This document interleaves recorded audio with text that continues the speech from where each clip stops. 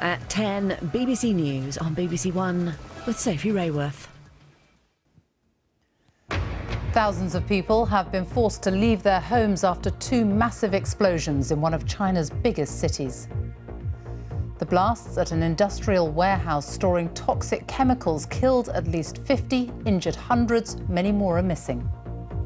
The cars are still hot. This scene of burnt and blackened cars stretches in every direction, row after row, as far as the eye can see.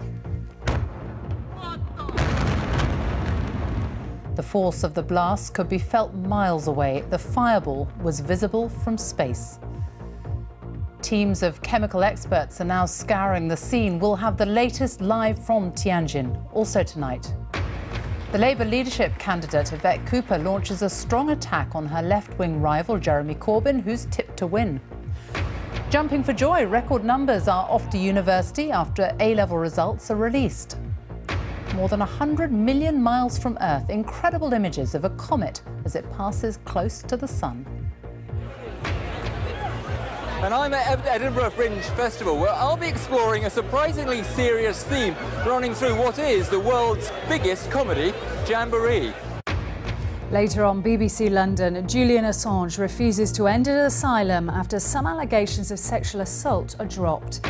And the UK's first reported case of a cyber sex attack on a South London train.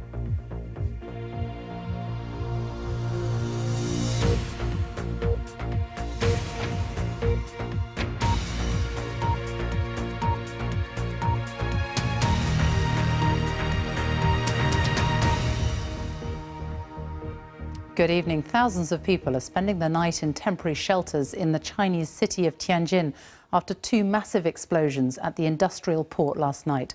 At least 50 people were killed, more than 700 were injured, but many are still missing and the death toll is expected to rise. The blasts took place in a storage area handling gas and toxic chemicals, and there are fears of widespread contamination. From Tianjin, here's John Sudworth. It was with daybreak that the full extent of the destruction became clear. A modern industrial zone in one of China's biggest cities had been blown apart. Whoa! Oh! What the?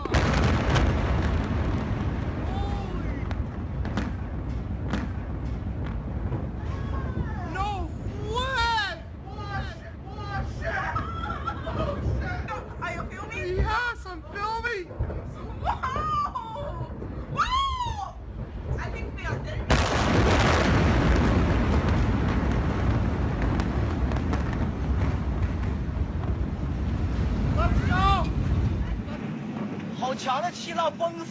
The first explosion was equivalent to 3 tons of TNT.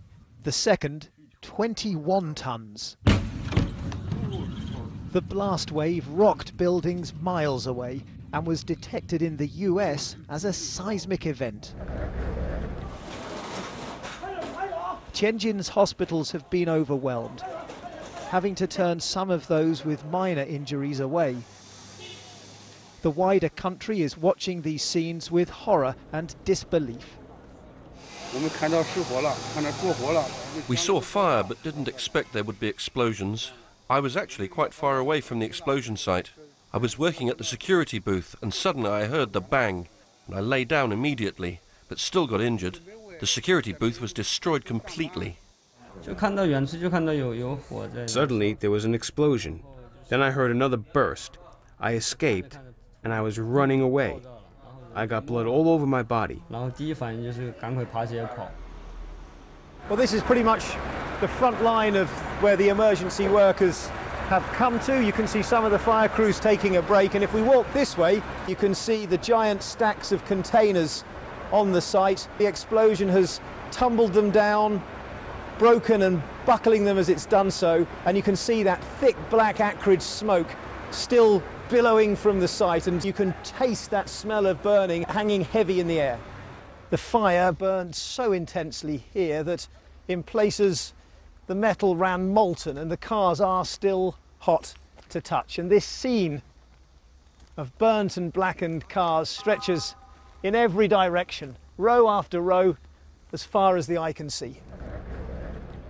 These dormitory buildings for migrant workers were all but flattened.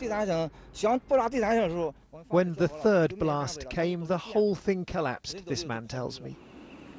And at this nearby apartment complex, almost every window in every building has been blown out. An extraordinary force tearing through hundreds of family homes with lethal effect. I feel very lucky to be alive, this man says. But industrial accidents with large-scale loss of life are all too common in a system in which profit and political connections are often put before safety concerns. The emergency in Tianjin is far from over. The fire is still burning, and there's the added fear that the hazardous chemicals that were stored here may now be spread over a wide area. Now, Sophie, that team of more than 200 chemical weapons experts from the military has been brought in, we understand, not at the moment at least because of any immediate wider concern about public health here, but more to deal with the specifics of how to tackle this disaster at the site, to assess what sort of chemicals may be there, and then to give advice to the firefighters on what they should be doing. Should they, for example, be using water, or might that make the situation worse? And on the subject of firefighters, it's worth mentioning that this disaster has taken a particularly heavy toll on them. Because of the way it unfolded, many would have rushed in only to see a series of worsening explosions that would have claimed lives. And at the moment, officially, there are a dozen firefighters who have lost their lives, but reports that there are still some unaccounted for. So a really, really tough situation here. And for the firefighters and other emergency crews, this is still very much an unfolding disaster. John Sudworth, thank you.